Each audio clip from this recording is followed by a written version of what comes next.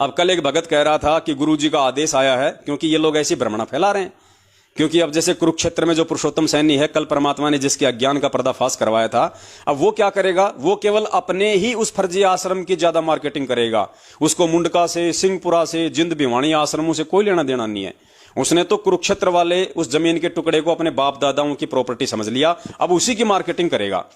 तो सबको पता है कि वो 5 एकड़ में है। जो कुरुक्षेत्र का जो फर्जी आश्रम बन रहा है, भक्तों को मूर्ख बना के, जो उन्होंने जो जमीनें ले ली, जो भक्तों को मूर्ख बना के वहां पे सेवादारों के रूप में, मजदूरों के रूप में लगा रखा है, वो 5 एकड़ में है। और वो क्या संगत के अंदर ये भ्रमणा फैला रहा है, अफवाह फैला रहा है कि गुरुजी का आदेश आ गया, बेटा मैं बहुत जल्दी आने वाला हूं और कुरुक्षेत्र आश्रम को तैयार करो, मैं वही सत्संग करूंगा आके। मतलब गुरुजी जब आएंगे तो इनके उस कुरुक्षेत्र वाले फर्जी आश्रम में ही सत्संग करेंगे। और भगत भाई क्या कर रहे हैं? उन वीडियो को आगे भेज रहे हैं, खुश हो रहे हैं कि गुरुजी जो है कुरुक्षेत्र वाले आश्रम में आएंगे, गुरुजी कुरुक्षेत्र वाले आश्रम में आएंगे। अरे मंद बुद्धियों, कुछ तो विचार किया करो, कुछ तो विचार किया करो। इसी को कहते हैं भेड़ चाल, इसी को कहते हैं भेड़ चाल। कुछ नहीं सोचते, नीची गर्दन करके चलो, आगे वाला कुएं में गिर रहा तो तुम भी गिर जाओ। अरे विचार करो, आज से पहले गुरुजी कहां सत्संग करते थे? सतलोक आश्रम बरवाला, जिला हिसार, हरियाणा। बरवाला आश्रम वो कितने एकड़ का था? 16 एकड़ का। और कुरुक्षेत्र वाला कितने एकड़ का है? ओनली 5 एकड़ का। यानी उस फर्जी आश्रम से 3 गुना ज्यादा बड़ा था हमारा सतलोक आश्रम बरवाड़ा, जहां पे गुरुजी सत्संग किया करते थे। कहने का मतलब है, सतलोक आश्रम बरवाला में जितने एकड़ के अंदर वो लैट्रिन और बाथरूम बने हुए हैं, उतने में तो कुरुक्षेत्र का पूरा आश्रम बना हुआ है। और जब गुरुजी 2014 में जब वहां पे समागम किया करते थे, तो पुण्यात्माओं कभी कभार ऐसा समय आ जाता था कि भगत इतने हो जाते थे कि रोड के बाहर जो खेत होते थे, वहां पे टेंट लगाने पड़ते थे, वहां पे तंबू लगाने पड़ते थे, भगत नहीं आते थे।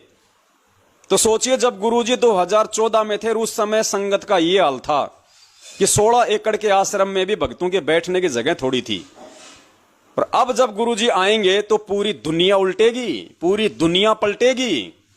अब तो मेरे हिसाब से 500 एकड़ का आश्रम भी छोटा पड़ जाएगा गुरुजी के लिए। और ये कहते हैं गुरुजी कुरुक्षेत्र के आश्रम में आएंगे, गुरुजी कुरुक्षेत्र के आश्रम में सत्संग करेंगे। कुरुक्षेत्र के आश्रम में जितनी जगह है, उतने में तो भगत लैट्रिन और पानी पेशाब भी नहीं कर पाएंगे। तुम कहां कुरुक्षेत्र के आश्रम में जो है परमात्मा के आने की बाढ़ देख रहे हो? यही तो तुम्हारी छोटी सोच है। कुछ विचार किया करो इन बातों पे। ऐसे ही भेड़ चाल में एक दूसरे के पीछे मत हुआ करो। तो पुण्यात्माओं, हमने ज्ञान आधार से चलना है। ये अपना प्रचार करें तो करें। देखो, ये इनका धंधा है, फर्जी आश्रम बना के इन्होंने अपना धार्मिक धंधा बना लिया। ये अपना प्रचार करेंगे, इनको करने दो। परमेश्वर इनके बाप का नौकर नहीं है जो इनके अनुसार चलेगा। जैसे गुरुजी कहते हैं ना, जब बकरीद के टाइम भाई काटता है मुर्गा, हे अल्लाह इस आत्मा को जन्नत में भेजना, वो पढ़ के कलमा, तो गुरुजी कहते हैं कि अल्लाह तेरे बाप का नौकर है, जो तू कहेगा वैसे वैसे काम करेगा। तो गुरुजी इनके बाप के नौकर हैं क्या? जो ये कहेंगे वैसा ही होगा। कुरुक्षेत्र के आश्रम में आएंगे, कुरुक्षेत्र के आश्रम में तो भगत लोग भी लैट्रिन करने नहीं आएंगे, क्योंकि ये भक्तों के हराम की कमाई पे है। भक्तों को बेचारों को झूठ बोल के, ठग के, लूट के तुमने जो ये पाप इकट्ठा किया है ना, भगत लोग तो लैट्रिन करने भी नहीं आएंगे, वहां पे ध्यान रखना। और अब की बात जब परमात्मा आएंगे तो जैसे राष्ट्रपति की जहां सभा होती है, राष्ट्रपति जहां जाता है, अरे 2 करोड़ का जीव अमेरिका का डोनाल्ड ट्रंप गुजरात में आया था, उसके स्वागत के लिए जवाहरलाल नेहरू या कौन सा स्टेडियम था वो, वल्लभ भाई पटेल स्टेडियम है, कितना बड़ा स्टेडियम, कितनी पब्लिक, कितनी सुविधा। अब ऐसा होगा जब एक 2 करोड़ के जीव के लिए, जो 5 साल के लिए राष्ट्रपति बना हुआ था, उसके स्वागत के लिए पूरे हिंदुस्तान की सरकार झुक गई। हिंदुस्तान का राष्ट्रपति उसके आगे आगे चल रहा है, आओ जी देखो जी, ये है जी, वो है जी, लोग उसको डांस कर करके दिखा रहे हैं, उसका दिल खुश कर रहे हैं। एक 2 करोड़ के जीव का जो 5 साल के लिए अमेरिका का राष्ट्रपति बना था, और अब वापस वहीं पे आ गया रोड पे। तो सोचो, ये तो पूर्ण परमेश्वर है, ये तो पूरी दुनिया का राष्ट्रपति है, सदा सदा का भगवान है। अरे अब की बार जब ये आएगा तो पूरी तैयारी के साथ में आएगा, और पूरी तैयारी के साथ में सरकारें लेके आएंगी। तो सोचिए 5 एकड़ में जाएंगे क्या? 5 एकड़ में तो पुलिस वालों की गाड़ियां खड़ी नहीं हो पाएंगी अब की बार। तो पुण्यात्माओं, हमने ज्ञान आधार से चलना है। ये काल के एजेंट है, इनका काम है, संगत मूर्ख है, संगत नादान है, और काल यही चाहता है कि इन मूर्खों को इसी प्रकार से इनको फंसा के रखो। इनके मन में यही बांट दो कि गुरुजी कुरुक्षेत्र में आएंगे, गुरुजी कुरुक्षेत्र में आएंगे। अरे वो तो धरती इतनी पापिणी है, वो तो इतनी पाप कर्म वाली भूमि है वो कुरुक्षेत्र, तो जहां महाभारत का युद्ध हुआ, वो तो पाप कर्मी भूमि है, पाप कर्मी। तो पुण्यात्मा बहुत सोच समझ के। उसके बाद में कुछ पाकिस्तान के हमारे भगत भाई बहन हैं जिनके दास के पास में फोन आए थे, या वैसे मोबाइल से व्हाट्सएप कॉलिंग के जरिए उनसे बातचीत होती है। दास उनके नाम नहीं बताना चाहेगा क्योंकि बहुत सारे भगत भाई बहन दास के संपर्क में हैं पाकिस्तान से, और बहुत ज्यादा अच्छे से वहां पे वो प्रचार भी कर रहे हैं, क्योंकि पाकिस्तान में भी संगत को मालूम पड़ गया है कि ये इनका आडंबर है, ये इनका पाखंड है। जो भगत सच्चाई बोलता है उसको गुरुद्रोही कह देते हैं।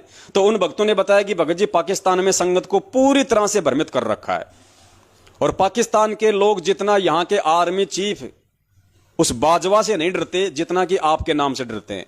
जितना कि पाकिस्तान के भगत आप पवन दास के नाम से डरते हैं, उतना तो पाकिस्तान के आर्मी चीफ जनरल बाजवा से भी नहीं डरते कि पवन दास का वीडियो नहीं देखना, नाम खंड हो जाएगा, नाम टूट जाएगा, तुम्हें किसी आश्रम पे नहीं आने दिया जाएगा, तुम्हें कोई सुविधा नहीं दी जाएगी, तुम्हारा नाम शुद्ध नहीं करवाया जाएगा। लेकिन उन्होंने कहा कि भगत जी हमने आपकी वीडियो देखे और हमें सच्चाई समझ में आ गई। हालांकि हम यहां पे ओपन नहीं हैं, लेकिन हम आपका हर लाइव प्रोग्राम देखते हैं, हम दूसरे भक्तों को भी भेजते हैं, और हम अपने स्तर पे सब लोगों को सच्चाई बताने का प्रयास कर रहे हैं। तो आज उन भक्तों ने कहा कि भगत जी थोड़ी सी शंका ये हो रही है, क्योंकि आपके खिलाफ इतनी ज्यादा मार्केटिंग हो रही है यहाँ पे, पाकिस्तान में गुरुजी के ज्ञान का प्रचार कम और आपके नाम का प्रचार ज्यादा किया जा रहा है। तो हमें शंका यह है कि भगत जी क्या वास्तव में आपको गुरुजी ने गुरुद्रोही कहा है? क्या वास्तव में आपको संत रामपाल जी महाराज जी ने अपने मुख कमल से आपको गुरुद्रोही कहा है? भगत जी आप हमारी इस शंका का समाधान कर दीजिए, उसके बाद हम बिल्कुल पीछे नहीं हटेंगे। तो देखो भगत जी, जिस प्रकार से आज आप लोगों ने मुजदास को फोन किया, मुजदास से आप लोगों ने ये सवाल किया व्हाट्सएप पे, तो कहीं ना कहीं भगत जी अभी हमारे अंदर थोड़ा सा ज्ञान की कमी है।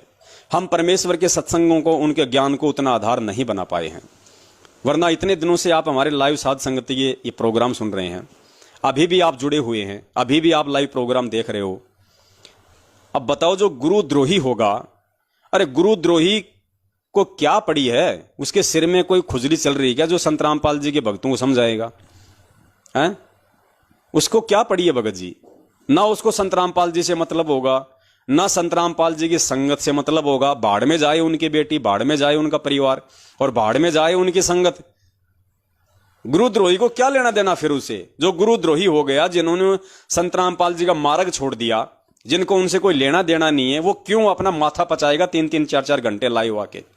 क्यों लोगों को समझाएगा? क्यों संत रामपाल जी के जो है वो सत्संग सुनाएगा? क्यों संत रामपाल जी को इतनी इज्जत और तवज्जो देगा अगर वो गुरुद्रोही होगा? तो गुरुद्रोही तो सीधी मां बहन की गालियां निकालेगा, संगत वालों को निकालेगा। वो होता है गुरुद्रोही तो जो मैनेजमेंट वाले काम कर रहे हैं, सारे उल्टे काम करते हैं। राजनीति करता है मैनेजमेंट, गालियां निकालती है गुरुजी को दुनिया कि ये देखो रामपाल पाखंडी और इसके चेले अपने आप में बहुत बड़ा संत बनता है कि मैं कबीर का अवतार हूं, और यहां पे देखो ये पक्षपात करता है। कभी बीजेपी को वोट देता है, कभी कांग्रेस को वोट डलवाता है, कभी हरियाणा की जेजेपी पार्टी को वोट डलवाता है। गुरुजी को गालियां तो हरियाणा की दूसरी जातियां निकालती है कि ये देखो पाखंडी रामपाल और उनके चेले, यही काम है बस इनका। खाली ये तो कागजों में है संत, बाकी इनका कोई लेना देना नहीं इनका साधुता से। जाटों के आरक्षण में जाके खड़े हो गए। अरे हम ब्राह्मण, हम ठाकर, हम बनिए, हमारे से क्या दुश्मनी है बाबा रामपाल की, जो जाटों को आरक्षण दिलवाने के लिए वहां पे उनके साथ में हो गया? ये तो पक्षपात करता है, राजनीति करता है। एक तरफ तो कहता है कि जीव हमारी जाति है और मानव धर्म हमारा, हिंदू मुस्लिम सिख ईसाई धर्म नहीं कोई न्यारा है, और यहां पे ये भेदभाव कर रहा है। जाटों के साथ में खड़ा हो गया, जाटों के साथ में अपने भक्तों को खड़ा कर दिया उनको आरक्षण दिलवाने के लिए। खुद कहता है कि मैं सतलोक लेके जाऊंगा, यहां पे आरक्षण के लिए मर रहे हैं। तो पुण्यात्माओं, इनकी उल्टी हरकतों के चलते, सतलोक आश्रम मैनेजमेंट हरियाणा वालों की गंदी और हरकतों के चलते आज पूरी दुनिया तुम्हारे गुरुजी को गालियां निकाल रही है, उनकी निंदा करती है, उनकी चुगली करती है। तो असली गुरुद्रोही तो ये हैं, इनको कहते हैं साइलेंट गुरुद्रोही। साइलेंट गुरुद्रोही। अरे जो कमाल था, कमाल ने कभी उस कबीर परमात्मा को गालियां निकाली थी क्या? कभी नहीं निकाली। क्या उस कबीर परमात्मा को कुछ उल्टा सीधा बोला था? कभी नहीं बोला। वो भी तो गुरुद्रोही कहलाया, क्योंकि वो साइलेंट गुरुद्रोही था, क्योंकि वो नीचे नीचे परमेश्वर की आत्माओं को तोड़ रहा था। वो उन आत्माओं को अपना शिष्य बना रहा था, वो गुरु बन बैठा था। जैसे वो संजय बन गया हिमाचल में, जैसे ये मैनेजमेंट वाले गांव गांव में इन्होंने अपने गुरु बैठा दिए। ये कहते हैं डीवीडी से तो गुरुजी नाम देते हैं। अरे डीवीडी से अगर गुरुजी नाम देते हैं तो डीवीडी को, उस सीडी को वहीं रखे रहने दो जहां रखी है। तुम उसको लैपटॉप में मत डालो, उस सीडी को तुम उसमें मत डालो वीसीआर में। उस सीडी को निकाल के टेबल पर रख दो ऐसे कि ऐसे, देखते हैं देखिए वो सीडी अपने आप नाम देगी क्या? जब वो सीडी अपने आप नाम देने लग जाए, वो जो गोल गोल जो होती है वो कैसेट, उसको तुम टेबल पे रख दो निकाल के और सामने बैठा दो नाम देने वाले को। संत रामपाल जी नाम देंगे तो उस समय देंगे, और उस समय माना जाएगा जब वो डीवीडी अपने आप उठ के कैसेट में लग जाए और गुरुजी सामने मंत्र देने लग जाए। उस सीडी का कान तो तुम दबाते हो, उस सीडी के बटन तो तुम दबा रहे हो। तुम जब तक बटन नहीं दबाओगे, तुम जब तक यस नहीं करोगे, संत रामपाल जी महाराज जी कहां से बोल देंगे उसमें, टीवी में, लैपटॉप में? तो काम तो सारा तुम कर रहे हो, कान तो तुम मरोड़ रहे हो। वो अपने आप देने लग जाए नाम, जब माने कि हाँ संत रामपाल जी महाराज दे रहे, फिर तो हम भी लाएंगे भक्तों को भाई नाम दिलाने। गुरु जी नाम दे रहे हैं, तो ये घर घर में बैठ गए कमाल। अरे 650 साल पहले अगर डीवीडी होती, लैपटॉप होता, तो कमाल के सिर में क्यों कीड़े पड़ रहे थे क्या? वो भी डीवीडी से नाम देता, और डीवीडी से नाम देता तो भी गुरुजी उसको गुरुद्रोही बोलते आज। तो वो काम तो ये कर रहे हैं। आज डीवीडी की सुविधा हो गई, डीवीडी की सुविधा नहीं होती तो इनको ये खुद अपने मुंह से नाम देते आज, ये खुद अपने मुंह से नाम देते आज ये लोग। तो ये है साइलेंट गुरुद्रोही, और ये काल का लोक है भगत जी। यहां पे जो सत्य का प्रचार करता है उसी के ऊपर दोष आता है। अब बताइए हमारे गुरुजी क्या देशद्रोही है? अरे हमारे गुरुजी तो देशों का उद्धार करने के लिए आए हैं। देशों से ऊंच नीच, अमीरी गरीबी, राग द्वेष, लड़ाई झगड़े, मारपीट, चोरी जारी, काला बाजारी, लूटखोरी, भ्रष्टाचारी, बेईमानी, इन सबको खत्म करने आए हैं। सबको इंसान बनाने आए हैं, इंसान से देवता बनाने आए हैं। और ऐसे महापुरुष को लोगों ने देशद्रोही बना दिया। तो भगत जी ये विचार तो अब आप लोगों ने करना है। सरकार आपके गुरुजी को देशद्रोही कह रही, लोग आपके गुरुजी को देशद्रोही कह रहे, लेकिन यह निर्णय तो आपके ऊपर है। अब आप इस चीज का कैसे निर्णय करोगे कि आपके गुरुजी देशद्रोही है या नहीं है? ये आप निर्णय करोगे गुरुजी के सत्संगों से, और कोई तरीका नहीं है, वरना आपको कोई भी आपको भ्रमित कर देगा। अभी आपने मान लिया कि हाँ जी मेरे गुरुजी सही है, कल को किसी हरियाणा के आदमी से आपकी बातचीत होगी, वो कह देगा अरे यार तू किसके संपर्क में आ गया यार, किसके संपर्क में आ गया? रामपाल, अरे वो तो मेरे साथ में जेई की नौकरी करता था यार, जा रे यार, बीड़ी पीता था मेरे साथ वहां पे, बीड़ी इंटरवल में जब लंच होता था तो रामपाल बीड़ी पीता था मेरे साथ। अरे यार रातों को हम दोनों खेत में साथ साथ पानी देते थे, गेहूं में, हमारा खेत और उसका खेत बराबर में तो है। अरे यार अब इतनी बात कही, हम तो जीव है। अरे यार ये गुरुजी के गांव का यार झूठ क्यों बोलेगा यार, गुरुजी के साथ में नौकरी करता था, इसको क्या मतलब झूठ बोलने का? फिर हमारे मन में शंका हो जाएगी यार गुरुजी सही हैं या गलत है।